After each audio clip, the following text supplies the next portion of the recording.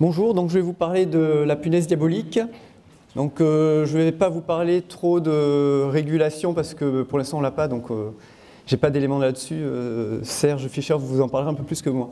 Donc je vais vous parler en fait de son invasion et comment on la reconnaît essentiellement. Donc la punaise diabolique, on l'appelle aussi punaise marbrée. Son nom latin c'est Alliomorpha alice, moi j'aime autant Alliomorpha. Donc c'est une punaise polyphage, très polyphage, qui est d'origine asiatique, qui cause des dégâts dans de très nombreuses cultures en Asie et aux États-Unis où elle a été introduite. Et pourquoi on en parle? Parce qu'elle a été découverte en 2012 en Alsace et confirmée en 2013. Alors voilà d'où elle vient. Donc en jaune, vous avez sa région d'origine, donc l'Asie. Mince, hop, il me manque les flèches. Enfin bon. Et donc elle a été introduite aux États-Unis d'abord. Ils ne savent pas trop exactement quand, mais tous les ans ça recule parce qu'ils en retrouvent des exemplaires dans les collections qui leur avaient échappé. Mais en gros, elle a été introduite bien avant 1998. Et en Europe, elle a été introduite en Suisse en 2000. Donc c'est une punaise de la famille des Pentatomidés. Alors je ne sais pas si vous savez comment on reconnaît une punaise, mais ce n'est pas très difficile. Donc vous avez un rostre, un appareil buccal piqueur-suceur qui est ici. Donc les punaises sont des insectes piqueurs-suceurs. Et puis vous avez une aile qui est faite de deux parties, une partie dure qu'on appelle corie. Voilà. Ça, vous avez ici l'aile avec sa partie dure, et ici sa partie membraneuse. Ça, c'est vraiment typique d'une punaise. Ça permet de reconnaître une punaise parmi tout le reste. Alors, le problème de cette punaise, c'est qu'on la confond avec plein d'autres choses. Aux États-Unis, c'est bien pour ça qu'ils l'ont repérée avec du retard. Et ça a été pareil en Alsace chez nous. En fait, elle est arrivée dans les boîtes d'un entomologiste qu'il avait mal identifié, bien que ce soit un bon entomologiste. Et donc, on a perdu 6 mois pour son signalement. C'est pas beaucoup. Aux États-Unis, ils ont perdu plusieurs années. Donc en fait, on la reconnaît chez nous. Le problème, c'est cette punaise-là, qui est une punaise grise qu'on appelle Rhaphigaster nebulosa, qui est autochtone et qui lui ressemble plus ou moins, mais enfin suffisamment pour que tout le monde se plante. Et donc en TP, cet après-midi, on fera le jeu des 7 erreurs pour savoir comment on reconnaît les deux. Donc je vais vous en donner quand même quelques-unes parce qu'on n'aura pas beaucoup de temps cet après-midi. Donc là, vous avez la punaise autochtone Rhaphigaster nebulosa, qui a la même taille, la même couleur et à peu près la même forme. Par contre, quelque chose de très différent, notre punaise autochtone, elle a une énorme épine dessous, là, qui part de l'abdomen, qui va vers le haut, que n'a pas la punaise diabolique. Donc il suffit de la retourner et on voit instantanément si ça en est ou pas. Voilà, vu de plus près, hein, là j'ai les flèches, j'ai du bol. Là vous avez la punaise diabolique sans épine, et là vous avez la punaise autochtone Rhaphigaster nebulosa qui a une énorme épine en dessous. Alors quand on ne veut pas retourner les punaises, et en fait je pense qu'il n'y a pas grand monde qui les retourne parce qu'il y a beaucoup d'erreurs, il y a d'autres moyens hein, pour la reconnaître. Par exemple la membrane qui est ici, là, cette partie-là, dont je vous ai parlé, qui est un peu molle, ben, chez la punaise diabolique, elle a des lignes brunes assez longues, qu'on voit assez bien, hein, alors que notre espèce autochtone, en fait, elle a des petits points. Voilà, donc c'est aussi un moyen de différencier les deux. Donc il y a vraiment beaucoup de choses pour différencier ces deux punaises. Sur les antennes qui sont là-haut, pareil, alors les deux ont des antennes annelées de blanc et de noir, mais les anneaux blancs ne sont pas au même endroit. Donc chez la punaise autochtone, vous avez un anneau à la base des 3 derniers articles, et chez la punaise diabolique, vous en avez un sur le dernier article, mais vous en avez 2 sur le 4e, ce qui fait que ces deux-là, par exemple, se touchent. Donc c'est un peu subtil, mais enfin, quand on l'a dans l'œil, c'est assez facile à voir. Et si vous êtes sur le terrain, vous pouvez télécharger notre application INRA où vous avez ces photos comme pense bête. Voilà. Alors, je vous ai fait les différences avec la punaise avec laquelle on la confond le plus souvent. Mais il faut savoir qu'il y a 1300 espèces de punaises en France et qu'il y en a plein d'autres avec lesquelles on peut les confondre. Notamment, elle est pas mal confondue avec celle-ci, qui est plus petite, assez différente, mais qui est très fréquente. Et donc, comme elle est très fréquente, eh bien, on la confond assez souvent. Elle ressemble beaucoup plus à ces deux punaises-là qui sont des prédateurs, mais comme celles-ci sont assez rares, ben, on la confond beaucoup moins souvent. Donc des punaises brunes comme ça, il y en a beaucoup. Hein.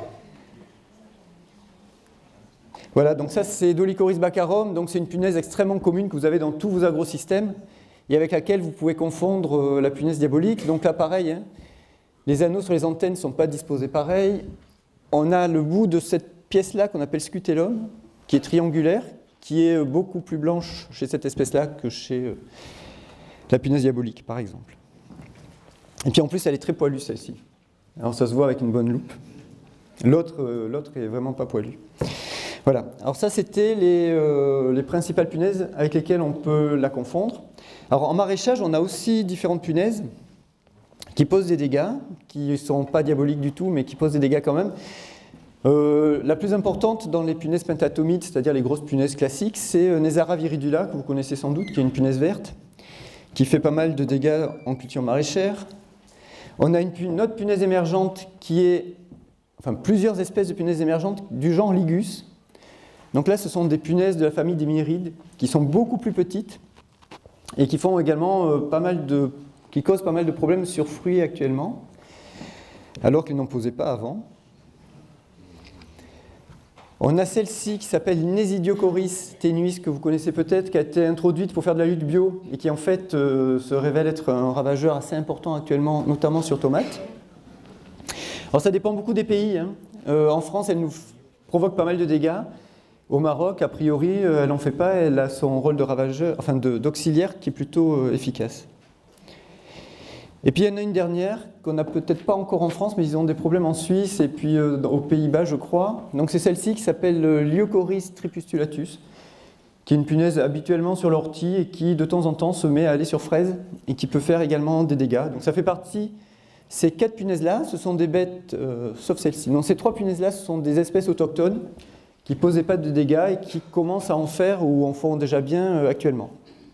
Alors pour des causes diverses et variées, celle-ci, notamment, là, elle est en train de remonter très nettement vers le nord, en raison sans doute du réchauffement climatique. Alors, en arboriculture et en culture de noisettes, on m'a signalé donc, ces punaises-là qui posaient des problèmes. Donc, je vais vous les présenter un peu. Donc, on a Pentatoma rufipes, qui est une grosse punaise brune, qui peut ressembler vaguement à la punaise diabolique, mais pas trop, donc qui ferait des dégâts en arbo. On a une punaise verte qui ressemble beaucoup à Neisara viridula, mais qui est un autre genre qui s'appelle Palomena prasina, qu'on trouve en arbo. Et on trouve 2 espèces également, alors je pense là c'est plutôt lié aux noisetiers, Coreus marginatus, qui est une grosse punaise brune, et puis Gonocerus acuteangulatus, qui est aussi une punaise qui fait sans doute des dégâts sur noisetiers. Voilà, et puis là je vous ai remis la punaise diabolique, vous voyez, elles ne se ressemblent pas trop, donc là on a peu de chances de les confondre avec ces punaises-là. Alors là juste, celle qui ressemble le plus, c'est la première, la Pentatoma rufipes. Vous voyez qu'elle a des épaulettes énormes qui sont très faciles à différencier de celles de la punaise diabolique. Voilà, alors pour aller un peu plus loin dans le cycle de la punaise diabolique, donc je vous ai parlé des adultes et des risques de confusion qu'il y avait dans les agrosystèmes de cette punaise-là avec les punaises autochtones. En fait, il y a aussi les larves qu'on peut confondre avec des larves de punaises autochtones. Et là, c'est un peu plus compliqué. Au niveau des œufs et des jeunes larves, je ne vous conseille pas de faire la différence. C'est vraiment très difficile. La plupart des grosses punaises que je vous ai présentées de la famille des pentatomides ont ce genre d'œufs et ont ce genre de punaises de premier stade. Après, une fois qu'elles ont mué, elles passent du rouge au brun et au gris. Et là, elles sont quand même beaucoup plus faciles à reconnaître parce qu'elles ont des épines. Alors, ça ne se voit pas très bien. Mais tout au long là, du thorax, il y a une série d'épines et il n'y a pas beaucoup d'espèces européennes qui au stade larvaire ont ce genre d'épines-là. Voilà, alors c'est un cycle classique, elles ont 5 stades larvaires, donc ça doit être le 2, et là vous avez le dernier. Et si la lumière parasitait pas, on voit aussi qu'il y a des épines sur le thorax, qui permet de se dire ça pourrait être quelque chose de bizarre. Voilà, donc là vous avez la punaise diabolique au stade larvaire, et là vous avez la punaise Rhaphigaster nebulosa, donc l'européenne grise. Vous voyez que le stade larvaire est quand même très différent. C'est moins facile, enfin c'est moins, on la confond moins au stade larvaire qu'au stade adulte, celle-ci. Alors quelques caractéristiques biologiques de la punaise diabolique. Elle est extrêmement polyphage, on lui connaît 120 hôtes différents. Et donc les plus importantes, je vous les ai mises en rouge, les pommiers, les pêchers, vous avez le noisetier ici, le maïs, le haricot, la tomate, le poivron, le soja, le maïs, enfin bon, tout ce qui a des fruits et piqués.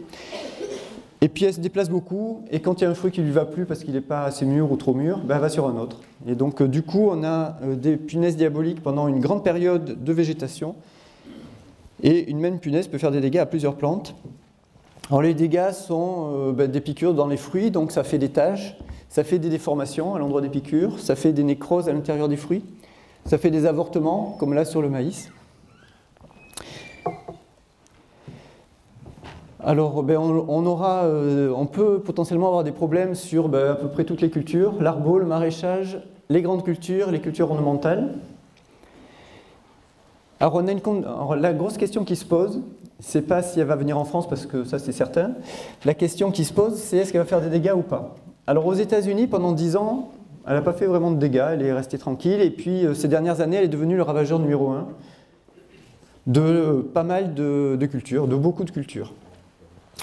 En Suisse, pour l'instant, et puis Serge Fischer nous le dira, elle ne fait pas énormément de dégâts a priori, sauf que elle a été introduite plus tard, donc on a 5 ans de retard, et c'est peut-être ces 5 ans-là qui vont jouer la différence, et donc le risque c'est que elle commence à faire des dégâts en Suisse, et puis ensuite chez nous. Autre problème de cette punaise, c'est sa fâcheuse manie de se réunir dans les maisons à l'automne pour hiverner. C'est le même comportement que nos punaises autochtones, sauf que quand elle pullule, là comme aux États-Unis, on peut en avoir 26 000 dans une maison. Ça arrive tous les jours, et à titre d'exemple, le serveur de l'APV, je ne sais plus de quel État américain, mais enfin c'était 630 000 connexions en quelques années au moment de la forte pullulation de cette punaise. Bon, sinon elle est absolument inoffensive. Alors on en est où en France? En France, elle a été découverte en 2012 en Alsace. En 2013, on l'a trouvée à Paris. En fait, on la trouve où il y a des entomologistes. Donc à Paris, elle est au Muséum d'Histoire Naturelle. Il ne faut pas chercher pourquoi, c'est parce qu'ils l'ont vue. Donc ce qui veut dire que cette carte, c'est quand même la partie émergée de l'iceberg. Alors grâce aux applications, on l'a trouvée cet été. Donc ça c'est tout récent, tout le long de la côte là. Et puis on a 2 points dans les Landes, juste cet automne. Voilà. Mais alors, il faut vous dire qu'il doit y en avoir qui couvrent un peu partout et que l'année prochaine ça va exploser de partout vraisemblablement. Voilà, donc en conclusion, c'est une punaise qui est présente en Europe. Elle est bien établie dans plusieurs pays, donc on ne l'arrêtera pas, elle va venir, elle se plaît bien chez nous, il n'y a pas de problème. C'est pour ça d'ailleurs qu'on ne l'a pas mise en quarantaine et qu'on n'a pas mis de programme d'éradication, parce que ça ne sert strictement à rien. On va dépenser de l'argent chez nous alors qu'elle va nous arriver d'ailleurs. Donc du coup, il va falloir faire avec cette punaise. L'invasion en France donc, est imminente. On aura un impact sociétal qui est à peu près certain, donc c'est pour ça qu'on fait un peu de vulgarisation pour dire aux gens que ce n'est pas dangereux, même si c'est embêtant. Elle aura un impact économique, et ça on ne sait pas trop. On peut espérer que non, mais il vaut mieux pas parier dessus. Et puis au niveau environnemental, on peut avoir quelques effets, mais ça sera plutôt moyen. Enfin, on ne redoute pas vraiment l'effet environnemental. Actuellement, il n'y a pas beaucoup de mesures de gestion satisfaisantes. Donc Serge Fischer va venir là-dessus, mais a priori aux États-Unis, ils ont beaucoup de mal à la contrôler. Et donc, ce qu'on espère actuellement, on a à peu près 10 ans, si tout se passe bien avant d'avoir des dégâts, il faut qu'on se prépare à éventuellement mettre au point des méthodes de lutte alternative et de la lutte intégrée contre cet insecte qui peut et qui va sans doute devenir un problème dans pas mal de cultures. Voilà, je vous remercie.